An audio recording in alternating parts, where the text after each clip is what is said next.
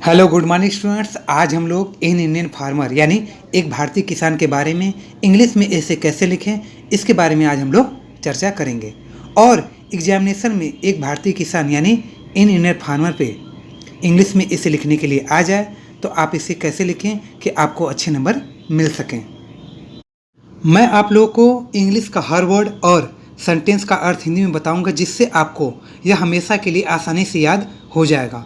और अगर एग्जामिनेशन में इन इंडियन फार्मर पे के बारे में लिखने के लिए आ जाए तो आप इसे आसानी से अपने उत्तर पुस्तिका में लिख सकें। तो चलिए हम लोग पढ़ना स्टार्ट करते हैं और इसे याद करना भी स्टार्ट करते हैं। पहला पॉइंट है इंट्रोडक्शन। इंट्रोडक्शन मीन्स होता है परिचय। इसमें हम लोग जो है इन इंडियन फार्मर के बारे में जो बेसिक बातें हैं उसे हम लोग इसमें इंग्लिश में लिखेंगे। India is a agricultural country. India मतलब भारत, इज मतलब है, इन मतलब एक, एग्रीकल्चरल यानी कृषि प्रधान, कंट्री मतलब देश। तो इस पूरे सेंटेंस का अर्थ होगा कि भारत एक कृषि प्रधान देश है। Most of its people live in villages. Most of its people, इसका अर्थ होगा इसके अधिकांश लोग। लिव मतलब रहते हैं, इन मतलब में, विलेजेज मतलब गांव में। तो इस पूरे सेंटेंस का अर्थ होगा कि इसके अधिकांश लोग गांव में रहते हैं। Their main occupation is farming. Their मतलब होता है इनका या उनका, मेन मतलब मुख्य, ऑक्यूपेशन मतलब होता है व्यवसाय, इज मतलब है फार्मिंग मतलब खेती। तो इस पूरे सेंटेंस का अर्थ होगा कि इनका जो मुख्य पेशा है वह खेती है। The Indian farmer is generally a simple man. Indian मतलब भारतीय, फार्मर मतलब किसान, इज मतलब है जनरली मतलब होता है आमतौर पर, ए मतलब एक, सिंपल मतलब साधारण, मैन मतलब आदमी। तो इस पूरे सेंटेंस का अर्थ होगा आमतौर पर भारतीय किसान साधारण आदमी होते हैं। दूसरा पॉइंट है his dress and house. His मतलब उसका, ड्रेस मतलब पहनावा, एंड मतलब और, हाउस मतलब घर। तो इसका अर्थ होगा उसका ही पहनावा और घर। इसमें हम जो है भारतीय किसान के बारे में, उसके पोशाक और घर के बारे में लिखेंगे। He wears a dhoti and kurta of khadi cloth. He मतलब वह, वियर मतलब पहनता है, ए मतलब एक, धोती मतलब धोती, एंड मतलब और, कुर्ता मतलब कुर्ता, खादी मतलब खादी, क्लॉथ मतलब कपड़ा। तो इस पूरे सेंटेंस का अर्थ होगा कि वह खादी के कपड़े की एक धोती और कुर्ता पहनता है। In winter he wraps a blanket around his body to keep away the cold. In winter मतलब होता है जाड़े के मौसम में, ही मतलब वह, रेप्स मतलब लपटता है, ब्लैंकेट मतलब कंबल, अराउंड हिज बॉडी मतलब शरीर के चारों ओर, to keep away the cold का अर्थ होगा कि ठंडी को दूर रखने के लिए। तो इस पूरे सेंटेंस का अर्थ होगा सर्दियों में वह सर्दी से दूर रहने या ठंड से बचने के लिए अपने शरीर के चारों ओर एक कंबल लपेटता है। बिफोर इंडिपेंडेंस ही लिव्ड इन हट्स और कच्चा हाउसेस। बिफोर इंडिपेंडेंस यानी आज़ादी से पहले, ही मतलब वह, लिव्ड मतलब रहते थे, इन मतलब में, हट्स मतलब झुपड़ियों में, और मतलब या कच्चा हाउसेस मतलब कच्चे घरों में। तो इस पूरे सेंटेंस का अर्थ होगा कि आज़ादी से पहले वह जो है झुपड़ियों में रहते थे या कच्चे घरों में रहते थे। But now he lived in pucca houses. Some rich farmers have built very grand buildings. But now का अर्थ होगा लेकिन अब, ही मतलब वह, लिव्स मतलब रहते हैं, इन मतलब में, पक्का मतलब पक्का, हाउसेस मतलब घरों में। तो इस पूरे सेंटेंस का अर्थ होगा कि लेकिन अब वह जो है पक्के घरों में रहते हैं।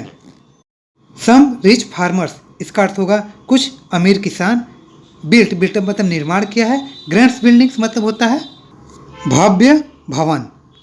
तो इस पूरे सेंटेंस का अर्थ होगा कुछ धनी किसानों ने भव्य भवन का निर्माण कराया है या भव्य भवन बनाया है। तीसरा पॉइंट है एजुकेशन। एजुकेशन मतलब होता है शिक्षा। इसके अंतर्गत हम लोग भारतीय किसान के शिक्षा के बारे में लिखेंगे कि उनका शिक्षा व्यवस्था कैसा था, कैसा जो है नहीं था। The old farmers are uneducated at they have full knowledge of the modern techniques of agriculture. Old farmer तो पुराने किसान, अनएजुकेटेड मतलब होता है अशिक्षित, एट मतलब फिर भी, दे मतलब वे लोग, फुल नॉलेज मतलब पूरा ज्ञान, मॉडर्न टेक्निक यानी आधुनिक तकनीक, एग्रीकल्चर मतलब कृषि। तो इस पूरे सेंटेंस का अर्थ होगा कि पुराने किसान अशिक्षित हैं फिर भी उन्हें कृषि की आधुनिक तकनीक का पूरा ज्ञान है। They know all types of manures, fertilizers and pesticides and use them. They मतलब वे लोग, नो मतलब जानते हैं, आल मतलब सभी, टाइप्स मतलब प्रकार, मैन्यूर्स मतलब होता है खाद, फर्टिलाइजर मतलब होता है उर्वरक, पेस्टिसाइड्स मतलब होता है कीटनाशक, यूज मतलब प्रयोग, देम मतलब उनका। तो इस पूरे सेंटेंस का अर्थ होगा कि वे सभी प्रकार के खाद, उर्वरक और कीटनाशक के उपयोग के बारे में जानते हैं, या वे सभी प्रकार के खाद, उर्वरक और कीटनाशक के बारे में जो है जानते हैं, और उनके, दे मतलब यहाँ पे मैं भूल गया था, तो देम उनके उपयोग के भी बारे में जानते हैं। चौथा पॉइंट है इंजॉयमेंट का। इसके अंतर्गत हम उसके मनोरंजन के साधनों के बारे में लिखेंगे और उस साधनों के बारे में जानेंगे। In the field of recreation and enjoyment also the Indian farmer has come forward. In मतलब में, फील्ड मतलब जो है क्षेत्र में, रिक्रिएशन मतलब होता है मनोरंजन, एंड मतलब और, इंजॉयमेंट मतलब होता है आनंद, आल्सो मतलब भी, द इंडियन फार्मर यानी भारतीय किसान, कम फॉरवर्ड मतलब आगे आया है। तो इस पूरे सेंटेंस का अर्थ होगा कि मनोरंजन और आनंद के क्षेत्र में भी भारतीय किसान आगे आया है। In the most of houses in villages, we find televisions and other means of entertainment as in cities.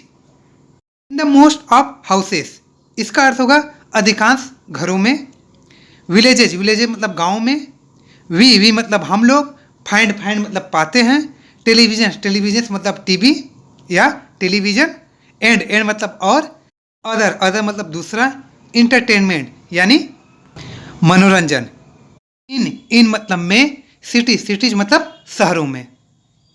तो इस पूरे सेंटेंस का अर्थ होगा गांव के अधिकांश घरों में हमें शहरों की तरह टेलीविज़न और मनोरंजन के दूसरे साधन मिलते हैं।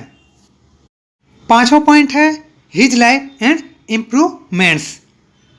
हिज लाइफ का मतलब होता है उसका जीवन, एंड मतलब और, इम्प्रूवमेंट्स मतलब होता है सुधार। A farmer is very hard working.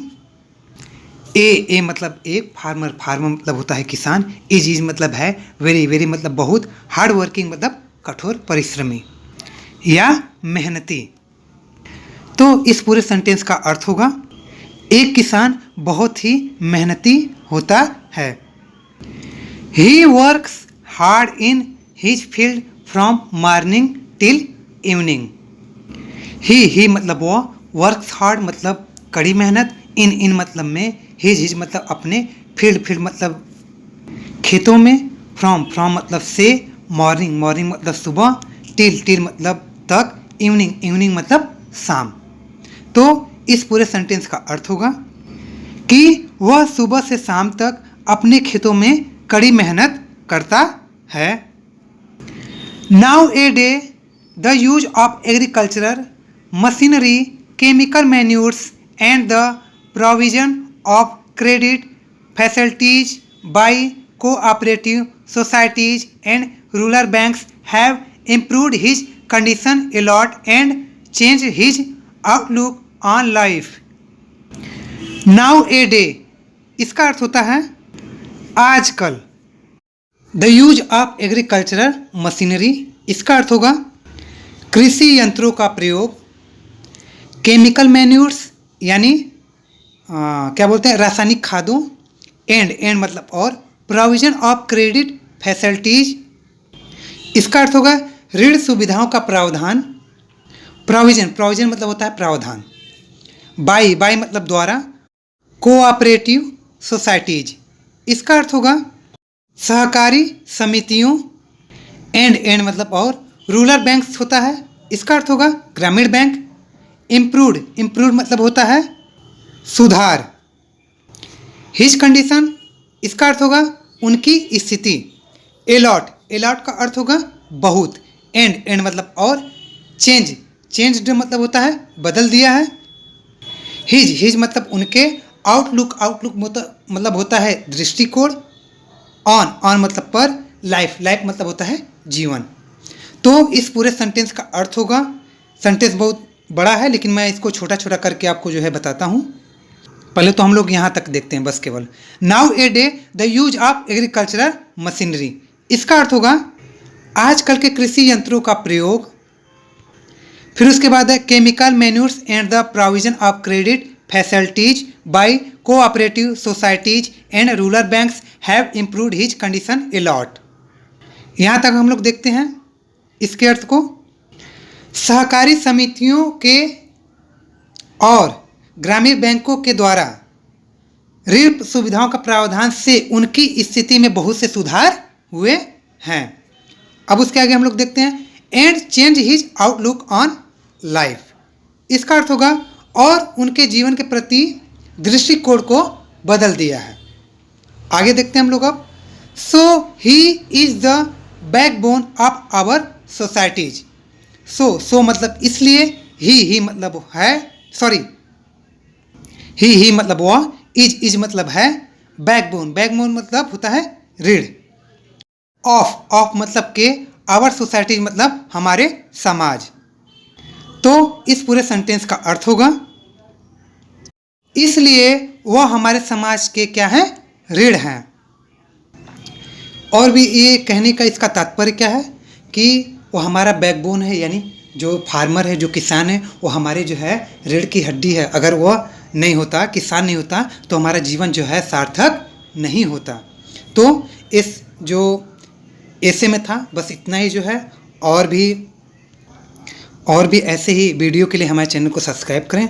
तो चलिए मिलते हैं नेक्स्ट वीडियो में ऐसे ही जो है कुछ महत्वपूर्ण ऐसे लेकर के। तो चलिए तब तक के लिए धन्यवाद।